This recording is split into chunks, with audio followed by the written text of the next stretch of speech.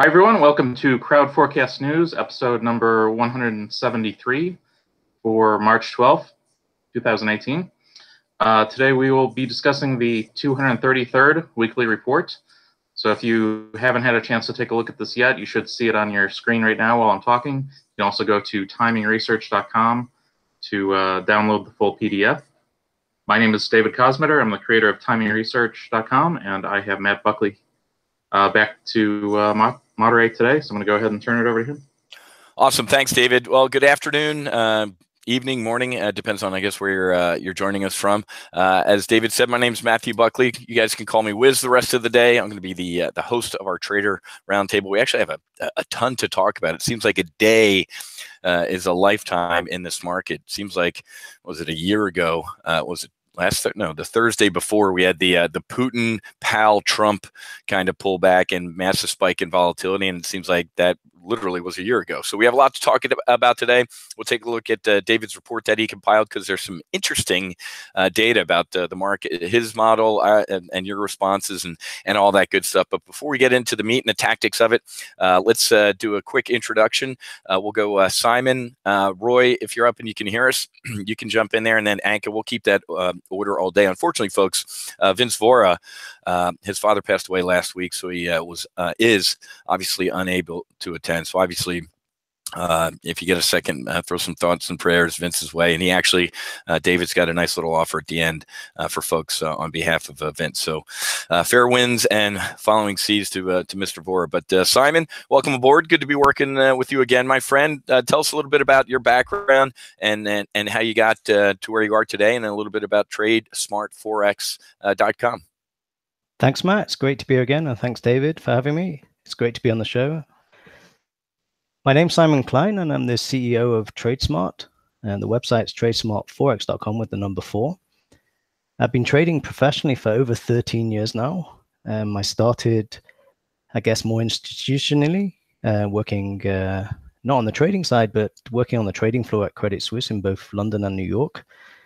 And then I moved to a company called Generic Trading in Philadelphia. That was in 2015, after passing the Series 7 exam, and then traded for them.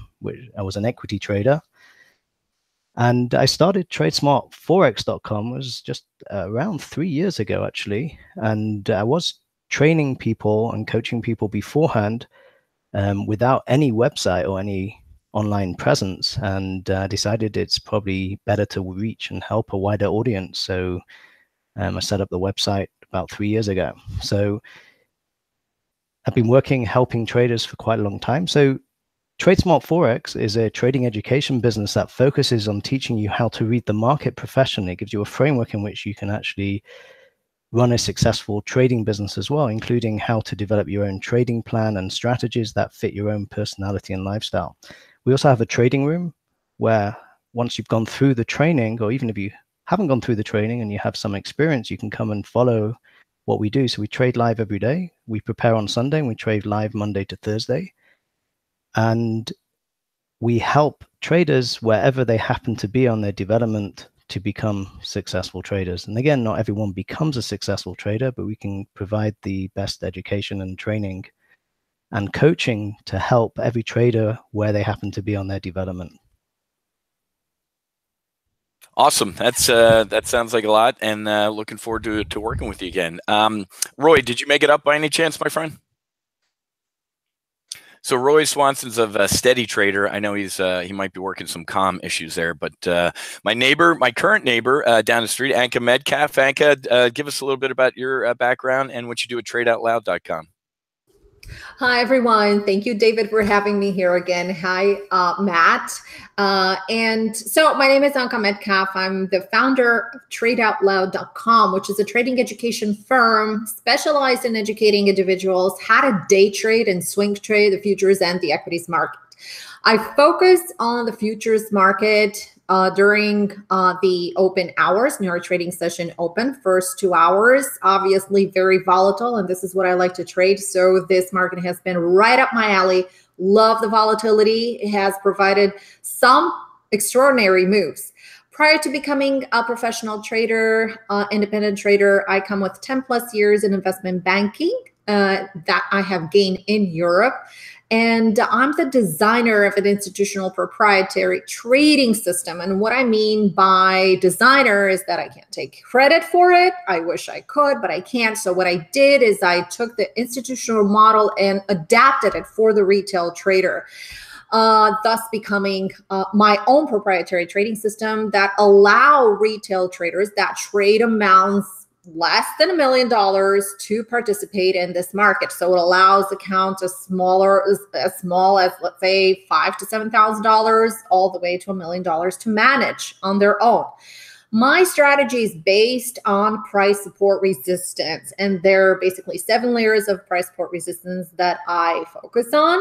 I focus on specific trigger times. In fact, right now we're getting closer and closer to 1:15, one of my preferred trigger time for the afternoon trading session. I'm just waiting for some follow through, possibly in some of the indices that I have gotten into a little bit earlier ahead of this session. Also, I am looking at specific price zones. There are 4 specific price zones that I look at. So price is a good indication for me when it reaches certain areas and certain quotes that those areas are prone to buying or selling pressure. I use them as well to set target areas. Chart synchronicity. This is something that I pay very strict attention to, especially when I start when we start trading in the first few minutes of the in the morning. I pay attention to chart correlation because this is going to tell me if we're going to have an overall strong market, if we're going to move in sync, or if we're going to have a divergent market. So far, we're into a divergent market. So right now I'm looking at E-mini Dow that is 120.8 to the downside, while the rest of the indices, especially NASDAQ, is up 56 points. So this is a highly divergent market that we have right now. Also a 10-point scoring system that enables myself and my traders to identify trades with ease. Also, you can find us on our social media. If you want to find out more or free trade ideas, I use Twitter for that. It is real time. So you could visit and follow us on twitter.com/tradeoutloud, also on Facebook and YouTube, etc. Awesome, Anka. We got to talk about doing a nice get together down here in South Florida, down here in God's waiting room.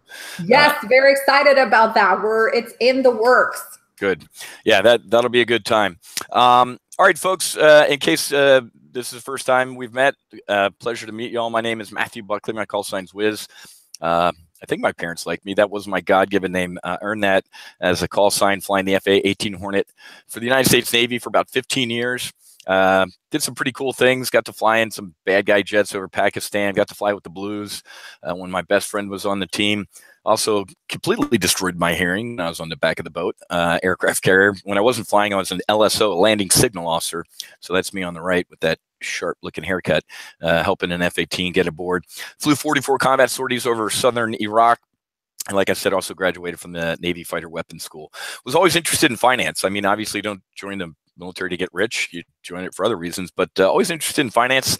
So I started applying everything I was learning flying a fighter aircraft, being disciplined, managing risk, contingency planning, knowing when to get out of a bad or good situation before it got even worse, having a strategy, implementing tactics, and all that worked extremely well. And after a very short airline career on September 11th, I popped up on the radar of one of the largest equity options volatility arbitrage firms in the world, headquartered right there in the beautiful Chicago Board of Trade, the CBOT, those big vertical windows that you see, headquarters of Peak 6 Investments. Helped start a hedge fund while I was there, helped build the retail firm Options House. I even wrote the name on the board. There was a bunch of other names, but we picked Options House, so I helped build those guys.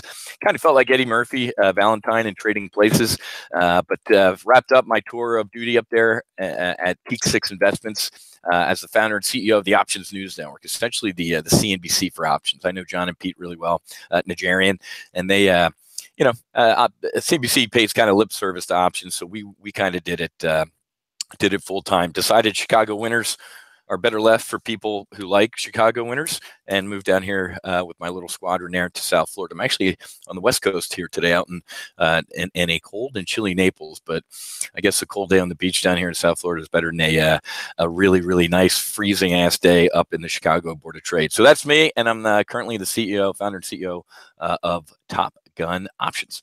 So okay, and I just realized I didn't show any of my slides. Who cares? So anyway, let's get right into it here. And Simon, you can lead us off, and then Anka, and then if what's his name decides to get fixes comm problems, Roy, he can get on board. But let's mix in a couple since it's the three of us. Let's go ahead and knock out questions 1 and 2. So Simon, by Friday, I mean, right now the Dow down about 130, S&P's off a little bit. It seems like we're kind of just wallowing around here. So Simon, where do you think we close on Friday in relation to today's open, and what's your level of confidence? What's your delta on that? This is without the explanation, yeah. Yes, exactly. And then we'll get to the explanation. We'll keep the explanation for next time. Yes. I'm going to say like 50-50. It could go higher or lower from here. I mean, obviously, it could go either way in any situation. But since I'll go into the explanation to that. I think maybe it's holding. I mean, I'm not going to go into it. So I think 50%, I'm kind of indifferent. It could go up or could go down from here. That's a very legitimate answer because as I put out in one of my notes this morning, I personally think we're gonna chop around the 50. So you're not going to get too much of an argument around me. How about you, Anka? I know you're looking at price action and a ton of different stuff, but what are some of your indicators saying for the S&P 500 by Friday's close in relation to how we opened today? I think higher, but this is contingent on the SPX breaking above 2,800. So if we break above 2,800, I'm pretty much sure 85 to 90% that we're going to move higher. Wow, that's a pretty high delta. I like Anka's answer. I like both answers, but I'm going to have to fly information with Anka here, and I'm going to say I think. Probably about 80 to 90% delta that we're going to be higher by the end of the week. And remember, folks, this a day is a lifetime in today's market, like we saw a couple Thursdays ago. Just absolute insanity. So, Simon, we'll start again with you.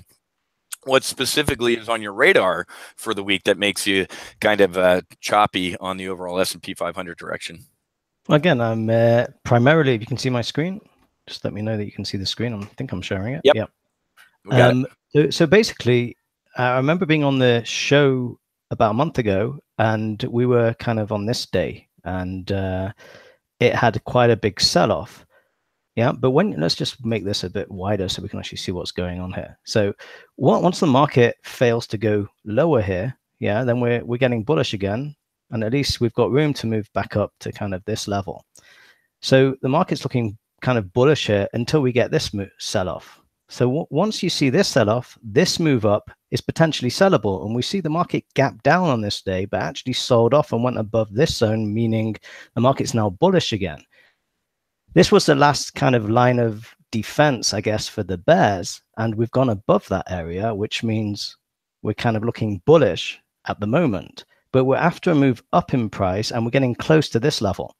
Now, what I can say is if we manage to go above this level, this is not such a strong area. And this is actually, there was a massive drop from here, but we did go sideways before the drop. So I need to put my glasses on, Simon. Is that 2,800 level that Anka's talking about as well? It probably, because this is the E-mini futures. Okay, so the E-minis, yeah. So S&P 500 futures, yeah. And you'll probably see a similar level. So this here is around kind of this level. If we go above here, we've just got to break this, and then the market may make, it may have a massive move up if we get above the highs here. Yep. Because of this massive move down, if we get to the other side, we're going to have probably an equal and opposite massive move to the upside that will look something similar to that on the other side. Mm-hmm. And the market tends to move like that. When we break above or below strong moves in one direction or the other, say this is a strong move to the downside, and we break above it and close and hold above, then we usually get a reaction in the other direction as everyone kind of gets caught on the other side of it, on the wrong side, and they kind of run to get out. So So the market's looking at down here. I would say, you know, I'm looking bearish, yeah. But once we've gone here and we've moved up, and now we're above this level, I'm looking pretty bullish. But we still got to clear. What could happen is we come up to this level and then we drop all the way back down again. That could happen as well. Yeah, a couple of weeks ago, Morgan Stanley actually it was a battle between BlackRock, the world's largest manager of assets, versus Morgan Stanley. BlackRock said everybody back in the pool, and Morgan Stanley said this that pullback over to the left there is an appetizer, and here the main course is maybe we go back to that 200-day moving average on the S&P 500. So it's an interesting.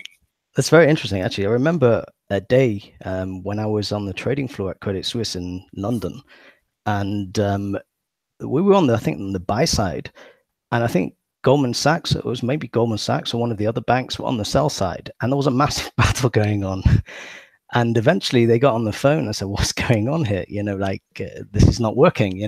We're on the other side. We're on opposing sides of the market. It's got to go one way or the other." Yeah. And it was kind of interesting. There was a real battle going on, and they kind of decided in the end which way to go. So that's awesome. Yeah, but let's go up one time frame. If we go up actually 2 time frames on the monthly chart, we're still uptrending here. So if we follow the trend on the monthly trend's still intact, and the weekly we just went above this area, which so we're in an area where we could drop, but it's looking bullish the way it's done it. So that's why I say we could actually chop around here. But if we take our guide from the larger time frame, from the monthly, then it's looking like we're going to go higher. And I think that's one of the key words, and I'll use some of my time to talk about that, Chop. So I like that. Okay, Anka, what's tactically on your radar this week to support your pretty high delta move to the upside? Okay, so I am a very technical trader. So what I look at is very simple indicators and basically price action. We've had a really tremendous run, but here we came exactly this morning into the 78.6. So we had a really strong overnight trading session. Before I went to bed last night, I was looking at the E-mini Dow, and it was up like 138% or so. So the futures continue to rally in the overnight trading session, giving back some of the profits at the New York trading session, but now pretty much stabilizing. So if you look at the overall patterns and the intraday patterns from the open to about now, they're still trading in a range. So going back to the S&P, I think this is going to be the line in the sand, 2,800. It's also psychological. And also keep in mind, this is the level that the S&P broke. And this is where this bigger correction took place. So this is the area right here. This is the breakdown, and this is where everything happened. This was the last frontier of support for this really pretty much climactic move that the S&P had in the market. So had a high 2872.87 right here, pulled back. This was the support level 2811, and then 2800 was psychological and was also the 20 SMA. Once we broke that level, we continued to power lower, and pretty interesting rotation. So this is literally a very technical market. The rotation came exactly at the 200 SMA, popped higher, had a really nice move to the upside. So to me, the fact that it recouped and went to the 50% retracement, that powered up to the 61.8%, this was to me the level of a possible continuation higher. So any break of the 61.8% would have pushed the market pushed the market lower. Retested the 50, back into the 61, never really reached the 78, but it went back down, retested the 38 and back up. So to me, any push above 61.8% is going to be bullish. Now, right now, if you're looking at the overall market conditions and the overall charts, the daily chart, the weekly chart, the monthly chart. So these are the basic analytical charts that we need to focus on, even when day trading. So these timeframes are telling me I need to stay long because they're in an overall really, really bullish trend. And the fact is that I'm using Twitter, as pretty much a scanner. And whenever everybody's getting like extremely bearish right now, everybody's saying that the market is extended, et cetera, I see new buying opportunities. So I use that for my barometer. But it was very interesting to know, but I know we're talking about the S&P and I do see it higher. And like I said, once it breaks above this 2,800, it definitely moves higher. But I think we need to point out something else. And that is that is Russell. I'm going to just put very quickly here the Russell 2000. Now, for the last week or so, actually for the last about 10 days, 10 trading days, I've been noticing that Russell is gaining a little bit of a relative strength compared to the rest of the indices. And so far, I've used Russell as being one of my barometers. When we had the last pullback that happened in the S&P and all the other major indices, we had Russell first that participated to the sell-off. And then Russell was the first one to turn around. So I'm going to use Russell as my barometer moving forward because it's so predictable. So I think that as long Russell is strong, I think that financials still have some juice in them and can still pop a little bit higher. So that is going to influence the S&P, as the S&P 500 is financial heavy. So therefore, because I'm looking at all the sectors that are within these indices, I still think that there is some strength continuing higher. And as you're showing on your chart, you know, you're headed, and normally you would see some sort of reaction as that double top configuration and that SPX right there that you have. I would exclude a possible correction to that. And I believe that is the 20 SMA right there at the 2744. So I wouldn't exclude that correction there. But as long as we're sitting here, sitting really, really high, it just tells me that the price is really trying to eat up all that congestion to the left-hand side and ready to pop higher. It's a matter of, okay, are we going to break 2,800? Because if we break it, you know what happens? Like all the algos are going to kick in. Everything is going to kick in. All the stops are going to kick in. And this is what is going to drive the market higher. Well, and it's kind of that acronym FOMO, fear of missing out. So once if you do break that 2,800, it's like, all right, everybody really back in the pool. Mm-hmm. So that's great. I think you nailed a lot of it, Anka. To start tactically, there's a lot of things on the radar this week. One of the biggest things I think tactically on our radar that's going to hit the market tomorrow is this. Tuesday, we get CPI and core. Quick reminder, whenever you see the word core in any sort of report, it means what? Excluding food and energy. So why is this going to be a big deal? Well, a week and a half ago, Jerome Powell, the new Fed skipper, sat down on one day and said, I'm hawkish, I'm raising rates. The market went freak mode. And the next day he got to testify and said, well, what I meant to say yesterday was I'm dovish, which of course confused the shit out of everybody. But at the same time, we had Putin threatening to kill all of us again and Trump announcing a trade war. So this inflation number tomorrow is going to be big, folks. If it comes in hot, the market's not going to like it because why? Now Jerome Powell's got air cover to really crank up, 3, 4, maybe even 5 interest rate increases next year. So keep an eye on this report tomorrow, folks. But again, Tuesday is a world away from what? Friday, when we're talking in today's market. Also, Tuesday night, I know most people won't be watching this. I will. Tuesday night at 10 our time are some China numbers. Now, back in the old days, 2-3 years ago, this stuff used to move our markets, right? If China GDP was a massive miss or something like that, these numbers, retail sales, they would move us. And remember, vice versa. If we were imploding for whatever reason, China used to roll over.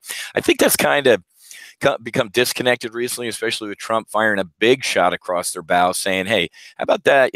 At least give us $100 billion in the trade war in our direction and maybe we'll be friends again. So a lot of stuff on this radar. Look at this: core retail sales, PPI, core PPI, business inventories, accrued number. Thursday, the Empire Fed, import prices, the Philly Fed, the National Association of Home Builders. And then Friday, folks, building, housing, the cap rate, and industrial production. Oh, and also the JOLTS and some University of Michigan preliminary inflation. This is chock full of data week, so it's going to be interesting. Last week, Friday, we had a blistering jobs number, 313,000. That was what, like 100 grand over even the most bullish forecast. I mean, you cannot keep this. And of course, you're not going to see this on MSNBC, CNBC, or CNN or anything like that. African-American unemployment, the second lowest level in the history of recording unemployment numbers. And Hispanic unemployment is at its lowest level ever. In this nation, in this great republic's history. So there is a lot of bullishness out there, and every one of these was a BTFD. We all know what happened here, folks. This January rip your face off rally was what? What did lull everybody into a sense? The $8 billion short volatility trade. All these people are running around in front of a steamroller with their capes on, picking up dimes, right? Oh, at cocktail parties, I'm short vol. That's the trade of the year. Well, being short vol was great until when? It wasn't. So, as I've told my members, this wasn't the Fred Sanford, right? The market imploding. It was a short vol. Don't give me the interest rates might go up. No, but you're going to tell me that somebody's going to go run and, put their money in a CD or some sort of government debt when the market's looking like this. So this short vol trade and explosion of volatility, I jokingly call it was a few good men pullback, meaning, the Colonel Jessup speech. You want a pullback, you need a pullback, and we got it. So this was a buy the dip. And then I told my members, I said, we're going to chop through this 50-day, kind of like Anka, you said, with the algos. And I mean, until the machines become self-aware and start killing all of us, Anka's right. Things start kicking in around these points. So this chop, this is a great headline out of the journal. Volatility regains the upper hand as trade shift, right? That's the trade shift. But just take a look at this.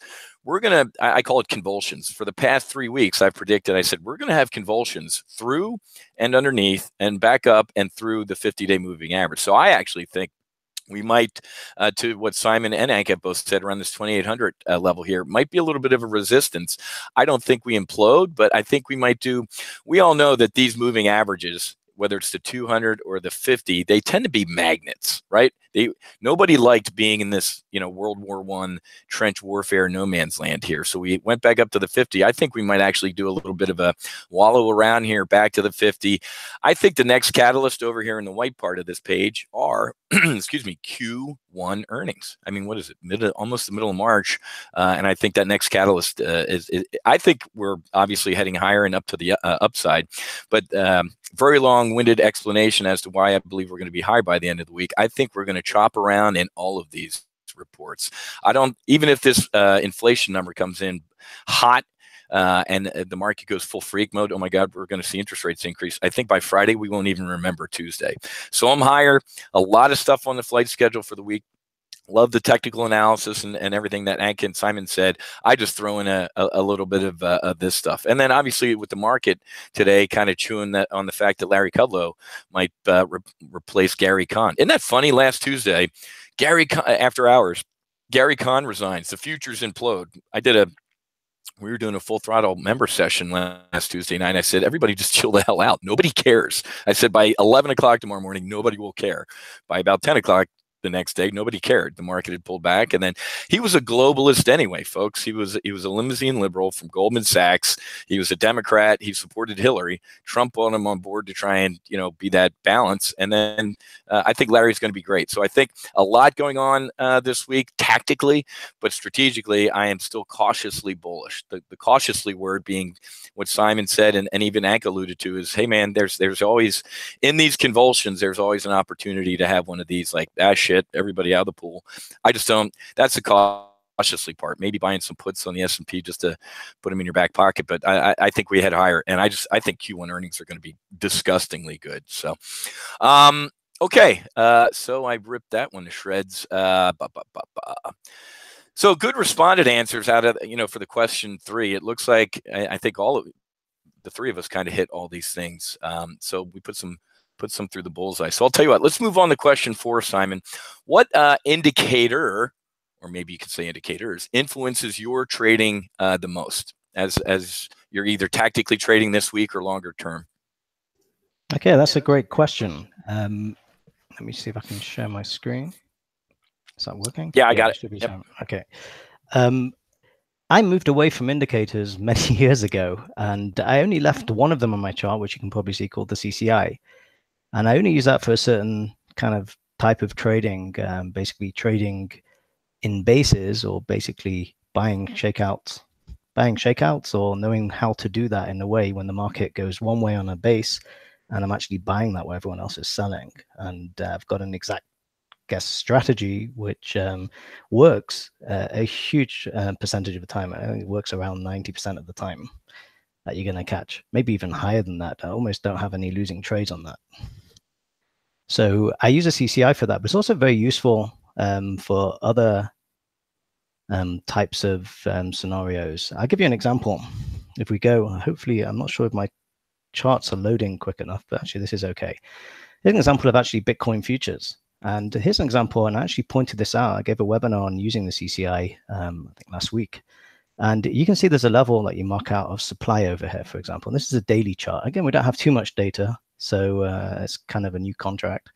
So you can see this is a level of supply. And you can see what happens when the market gets back into this supply and makes roughly equal highs, and the CCI makes a lower high, giving the heads up. And we call this out, actually call this live on the webinar, saying you don't want to be long Bitcoin now. You actually want to be short. Yeah, it's highly likely it's going to go down. And there's the move, and it's a massive 30% move to the downside. I mean, this thing has massive swings in it. And we also picked up the bottom using the CCI as well on the 1 hour chart. And I'll actually show you that. And this is a classical case of, let me see, where is the bottom? Might have to go back quite a bit. I think it's, let me squish it down a bit.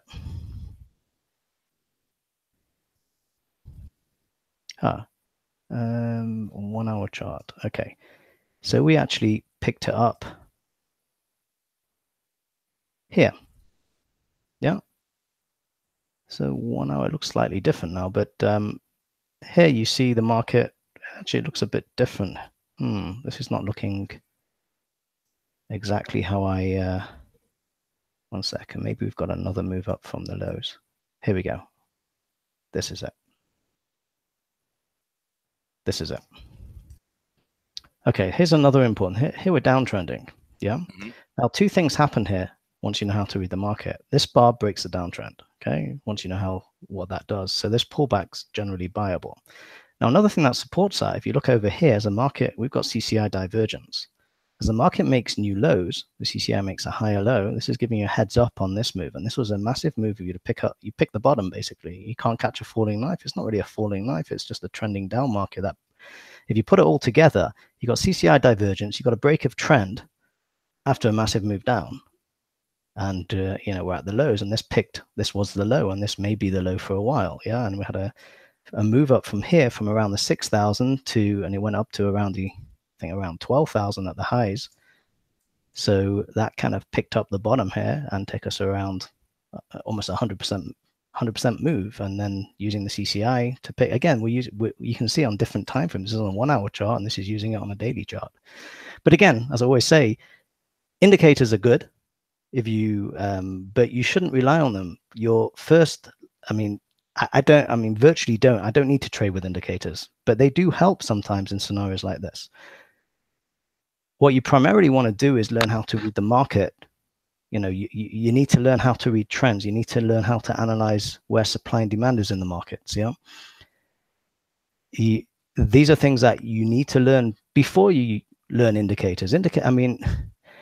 It's a bit like riding a bike and learning how to use stabilizers, but not learning how to ride a bike. That doesn't make any sense. Yeah, exactly. Training wheels. Yes. Yeah.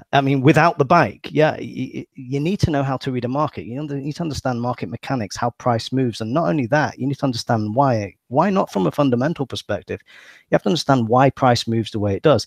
Just like Anka and yourself were discussing the algorithms and whatever, when you get to those key areas, start pushing the market. They try to feel the market, which way we're going. So they'll push one way and it doesn't work. They'll push the other way, and you get chopped around until one way works. Yeah.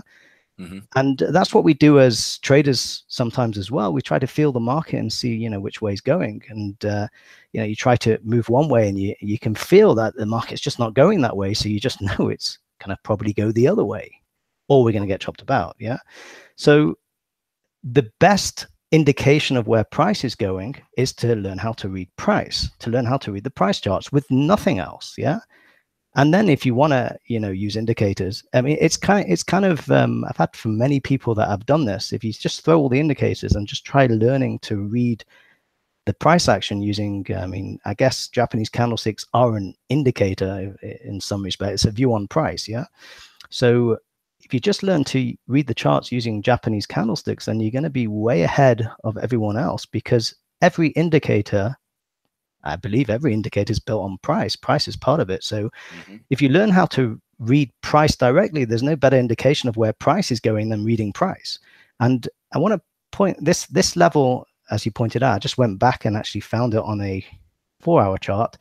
This was a level over here where the market was deciding, am I going to go up or down? And then it actually went down, tried to stabilize, and actually sold off here. So this is the 2800 level. And it's just not one price. It's kind of a zone. If we do get above here, we probably get a reaction up that will get us through this area and possibly take us to new highs. So I do agree on that as well, based on that's a critical level. That's where we took a massive drop from.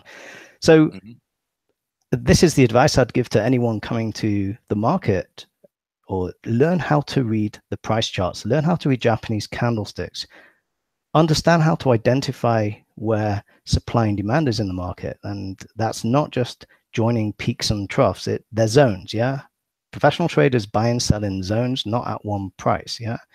Institutions do not buy and sell at one price. They buy in a zone and they sell in a zone. So if you can identify where those institutions are buying and selling, because then you've got a pretty high probability scenarios or areas in the market where the market's going to turn, and you just need to learn how to trade between those areas and manage risk, how to enter, what, you know, and build a strategy around that. So the best way to become, I believe, to master the market is to learn how to read the price, to learn how to read price charts.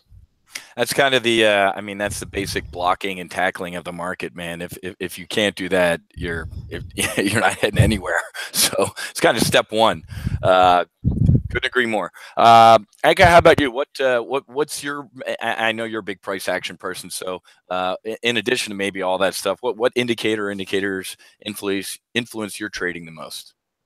First of all, I just want to mention that Simon had a great take on price, which is 100% true. So I think he took the words right out of our mouth. So great interpretation on the price, Simon. I cannot really add anything else than what you just said in regards to price. Price is number one, and you need to learn how to react to specific areas. There are a lot of traders out there, and you guys, you know who you are, that are looking for exact prices, exact location, like finger pointing. And of course, you could use smaller time frames and try to lure in trades, but you obtain that after you have been in the market for a very long time, or if you follow a professional trader that has been doing it for a very long time and has a good track record of doing so. But you need to learn price action. I do use some very simple indicators. I don't use sophisticated indicators. In fact, I have a 1 hour chart here of the S&P 500, and I have a detailed, I'm going to tell you exactly what I look at. So I look at 4 moving averages. The 200 moving average, for which to me is very significant, because being a technical trader, day trading and using smaller time frames, this allows me to use it for possible reversal areas in steeper pullbacks. Although I use the 50 period moving average, the 20 simple moving average as well. These are all simple moving averages. The 20, the blue one right here, the green one is the 50, and the red one is the 200. And the purple one here is the 10 exponential moving average. All these moving averages to me represent magnet areas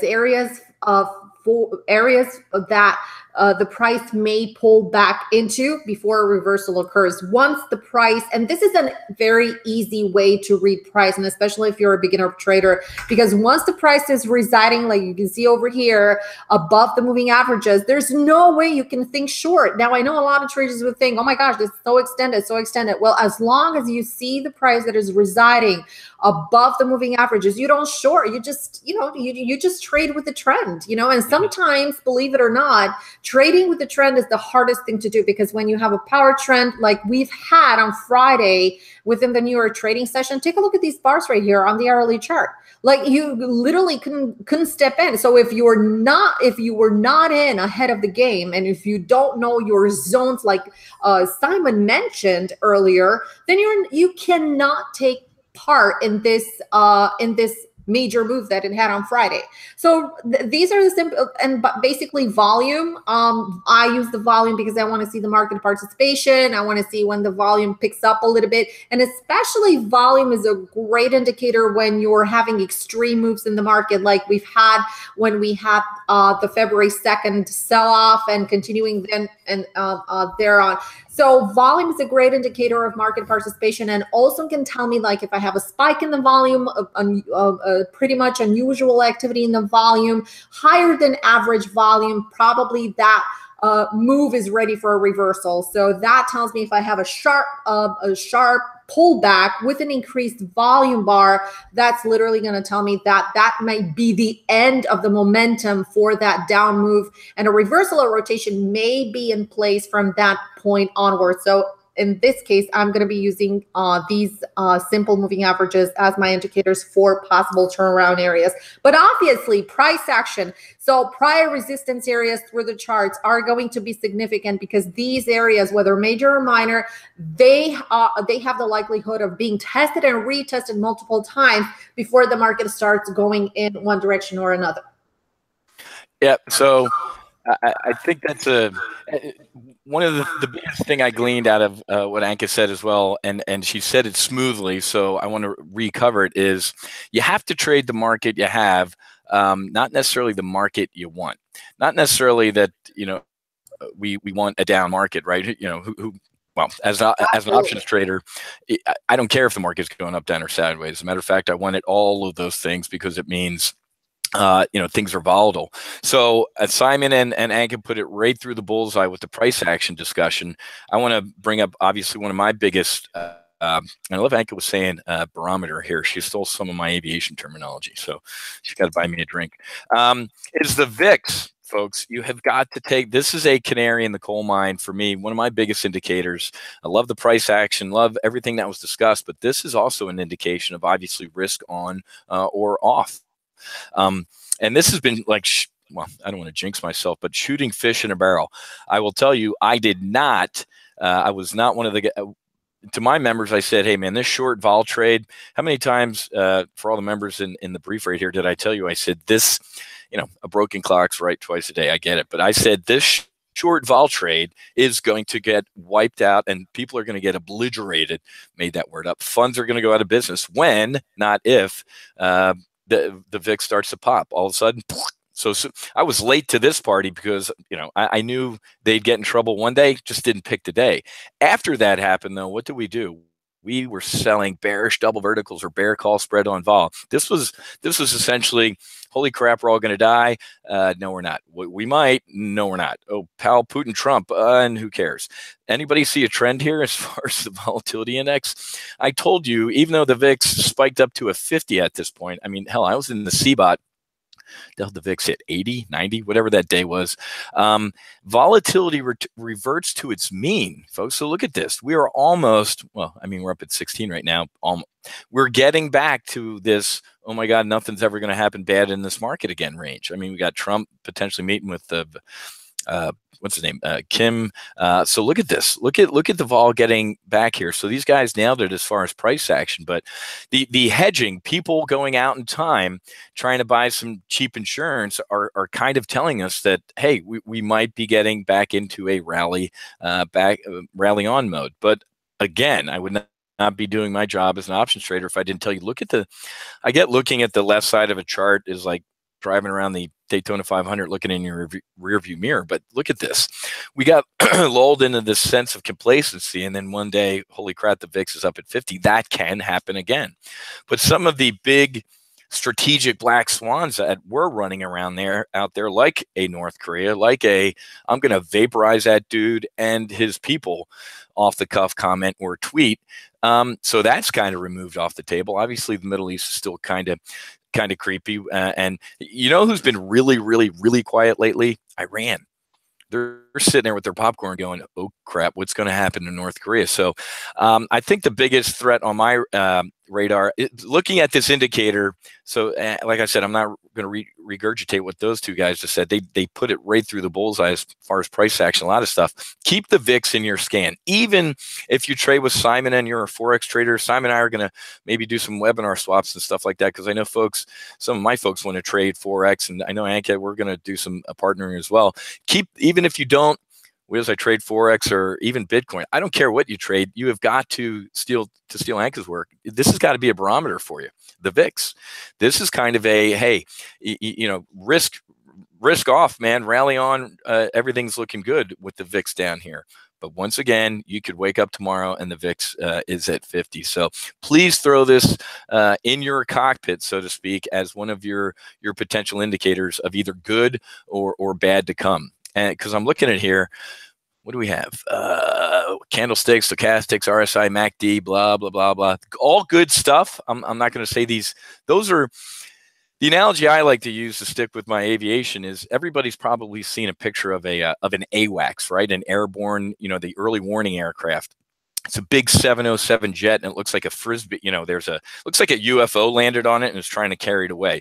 So in the back of an AWACS jet, there's literally 24, 25 seats of people looking at everything. Each one of those people are looking at different indicators, monitoring different frequencies, looking at satellite. So I'd say when you trade, be an AWACS. Just don't look at price action. Just don't look at the VIX. This is actually a pretty damn good list of a lot of the things you should be looking at.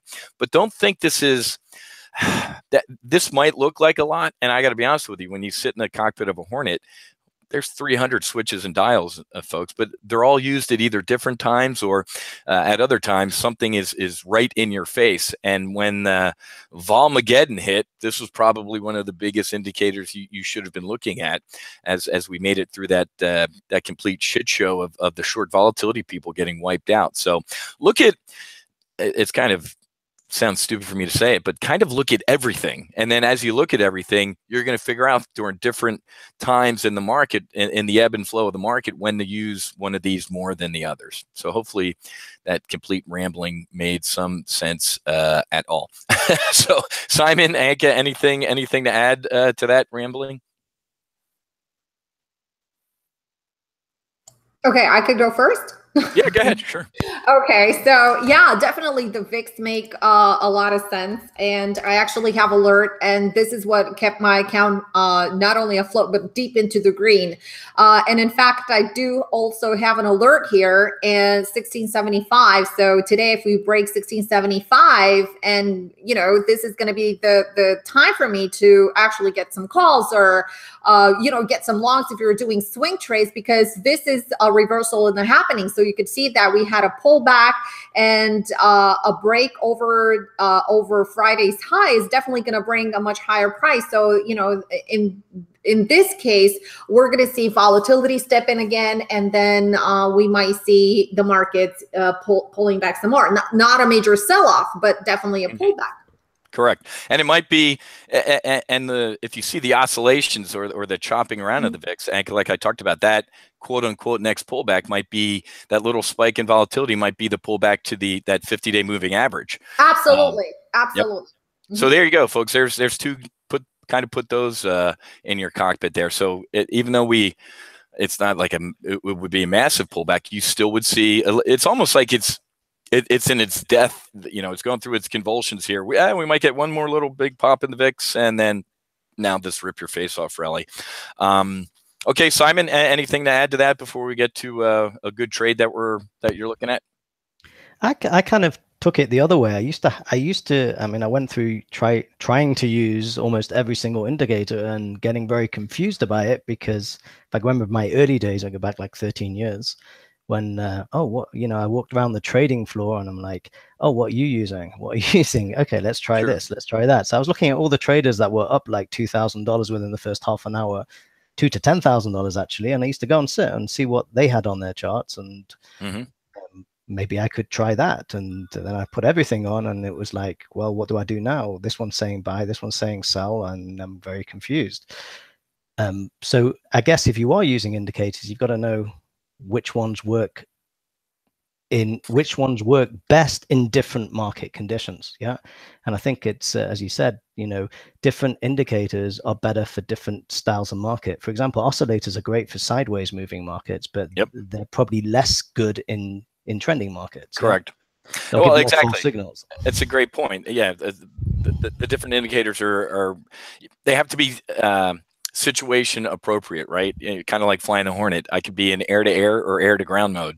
Makes no sense to be dogfighting and be in air-to-ground mode. I'm supposed to be in air-to-air. So, and it all comes with a little bit of experience, folks. Anka, Simon, and I weren't we weren't hatched one day as, you know, semi-decent traders. Like Simon said, man, it's just like in the ready room. I'd follow around or listen to the senior pilots and, hey, here's how I fight my jet. Well, that's a little different from this lady or guy fighting his or her jet. So you kind of add them to everything. That's why I'm glad that the three of us are on here today, because we can get a little bit of that from each other. I actually learned some stuff from you guys today.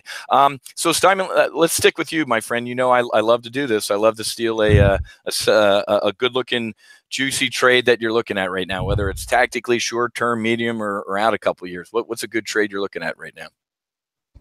Okay, let's get back. Let me just check my mic's on. There we go. Okay, let's get back to this. So here's a trade that I keep mentioning every time I'm on the show, the Australian dollar. If it breaks this area, yeah, and this is on the monthly chart, we could have a massive move to the upside, at least up to this area. Now, this is one that we've been playing a number of times. We played it. If you see here, we're basing on the monthly chart, and here's a pullback.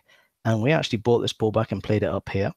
Yeah, and again here, and it did make slightly new highs above, but it didn't break above this area, and now we're pulling kind of back. But if it comes back up here, the odds of it breaking this area are increasing, and then we've got a nice run up for quite a large run up to this area, and if it breaks this, even higher. So this is one that's kind of on our radar. And again, watch this CCI divergence in the sidewaysy moving market. When the market doesn't make a significant new high and you've got a CCI doing this, well, that's telling you it's not going to likely break out. So you can actually reverse and play it on the short side, which is what we did as well, and actually take it down. So this is one I'm looking at, kind of bigger picture. And you can see today, Friday, we actually turned around here. So today, again, you can play on the long side today, but it's very similar to the market. We should be going higher, but we've got a problem area that we need to get above beforehand. If we go above here, we should be making potentially new highs. So that's basically what I'm looking at. Yeah, that's nice. Very good looking. All right, Anka, what's on your radar to shoot and kill? All right, pretty much I have 3 trades on my radar right now. The rest of the trades were obviously trading when I did my scan. And I do post all my trades before the market opens each Monday on Twitter. So if you guys want to follow me there, I have a plethora of trading ideas. One of them was Apple, phenomenal follow through in Apple. Last week I had a trade in Netflix. Today on my radar, I have PayPal. That if it breaks the 8120 here, I think it has a lot of room to continue higher, possibly into this $86 zone. So PayPal for a long. Also eBay, pretty much same pattern. So it's also a breakout based on the daily chart. And I really think that if it breaks this $44 area, it really can power up to about $45, $46, and even $47. So eBay. And also a bond trade. So this is the 30-year bond futures, and this has been on my radar for quite some time. I already have, a little lot here. So I have one contract here that is going to, I usually put in like one contract to see if it triggers me in, and then, for the rest, I can add on. So I'm looking at this area of 143.23. I actually have a buy in this area. So if we trigger this area, I'm going to get a long, and I'm going to look to add at 144 and possibly add some more at 144.22. And this may actually be headed for a better reversal back into the 146. I think it's way oversold, and I think it's ready to rip to the upside. It's just has been congesting here for about a month and a half. And I think it's quite about time for it to move in the other way. I think that's pretty much what I have on my radar right now. Awesome. Love both those. I like the I haven't looked at PayPal in a while, so I'm going to start looking my short-term radar over there. Awesome. Good. Folks, as I am talking right now, let me pull up my screen. If for my members in here, because we usually have our normal weekly options brief every Monday at 1. So I sent out a weekly options bull put spread a little while ago. The 1585, 82 and a half. Easy for me to say. I need some more Starbucks. But for the folks that are wow, this is this time last week, we looked at a bull put spread on Amazon, the 15, let me bring it up here, the 1507 and a half, 1505. This expires on Friday. So I'm getting ready to send out I was typing a text alert before we got started here to close this trade. So if you're in our weekly options brief, we were risking $5,300 this time last week, potentially make $21.90.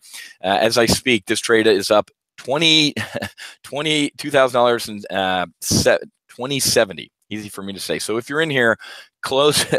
Remember, folks, if you see a 7, 8, or 9, a 70, 80, or 90% gain on a credit spread, close the damn thing. Just like the guy in the song said, go on, take the money and run. So this is a $2,000 gain or a 90% gain in 1 week. So what's on my radar right now? So I'll still send out a text alert because, I mean, look at this. 1 week, Amazon's, what are we up on Amazon? $1,600. Amazon, just like we've talked about in the overall market, likes round numbers. It just blew through 1,600 today. So I sent out a text alert. The hell was it? I don't have it in front of me. 1585, 1582 and a half-ish. God, I gotta scroll all the way up here to see this. Amazon is the gift that keeps on giving. I told folks in April, I said, dump any other FANG, the Apples, the Facebooks, they might be good. They're dead money to me. So this is a weekly options trade. I sent out the alert at 75 cents. This is the trade that I'm plus or minus 5 cents. So if it goes above 80, it's a little too rich for me. Amazon's getting on a horse. If it's below 70 cents, that means the risk to reward, or I'm sorry, if it's at 80 cents, that means Amazon's coming back a little bit. I wouldn't try and get fit on this trade. Above 80 cents and below, it means Amazon's really galloping away from me, and the risk reward just ain't worth it by Friday. So that's the current weekly options bull put spread, the 85, 82 and a half. And I sent that out a couple hours ago. What's that? Right around, here's where I sent out the text alert. What time is that? Yep. Right around here, I sent out that text alert. So 70, 75 cents for that bull put spread is what I'm looking at. But close the one from last week for a 95% gain in 1 week. Love, love, love Amazon.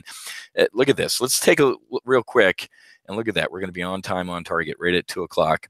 Take a look at the 6-month chart of Amazon. From here to there, can you say holy shnikes? Facebook, a boatload of political problems for this thing, and the CEO going, I don't care about profitability, I want to do good. Well, you know what, dude? Take your company private, because you got a fiduciary duty to your shareholders, to them, not the world. You want to do good, take it private and grow sunshine, lollipops, and unicorns if you want. I don't care. Look at the dead money in Facebook compared to the Amazon chart for the past 6 months. Apple, I know Apple's going to be around in 2 years, but also compare that to an Amazon chart. So I'll leave parting thoughts with that, man, is Amazon. I mean, God, man, they were in the news again today about they're going to be a mortgage broker, banker. Amazon sets off to become America's biggest mortgage lender. They're getting into checking or something. You just can't. All right, can't be. I'm overly bullish on Amazon. Okay, I'll go real quick since I'm on a roll, folks. David, thanks for having me. But if you want to learn anything we do here at Top Gun Options, just head to topgunoptions.com. Scroll down. If you're a skier, matter of fact, I'm going to be in Aspen next week for spring break with the kids. There you go, beginner, intermediate, advanced. You can take a 2-week test flight into what we do here at TGO. I think for the price of a bad bottle of Pinot Grigio, you can just take a quick 2-week trial. So that's me.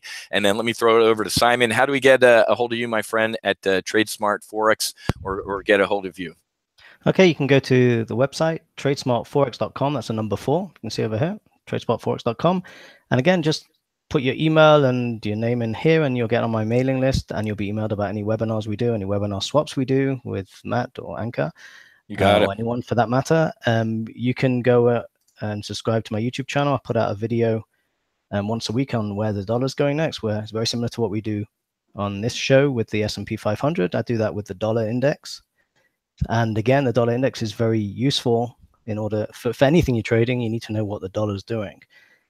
And if you go and look around, there's some free educational videos here which you can get, and you can reach out to me via email, simon@tradesmartforex.com. If you have any questions, I'd be happy to speak to you. And again, Matt, it's great being on the show with you, and thanks, Anka, as well. And David, thanks for having me again.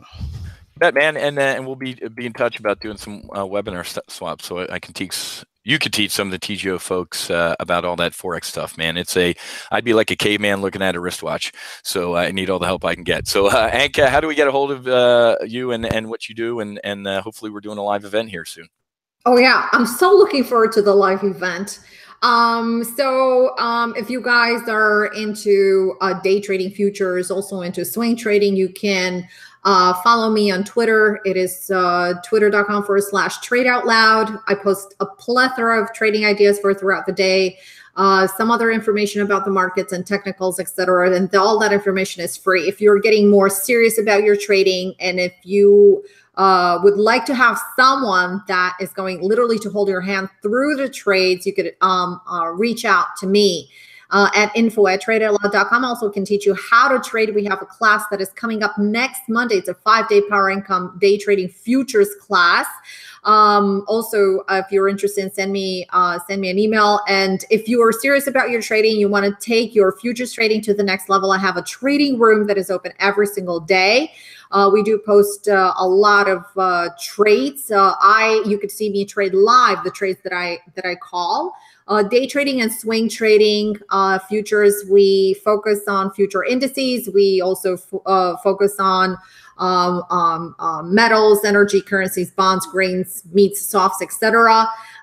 We're running right now a 1-month trial for $149. And if you want to hop on board with that, visit tradeoutloud.com/VIP. You can see the link that is right here. So it is tradeoutloud.com/VIP to take advantage of this very limited offer. I think we're going to take it down in a day, less than 24 hours.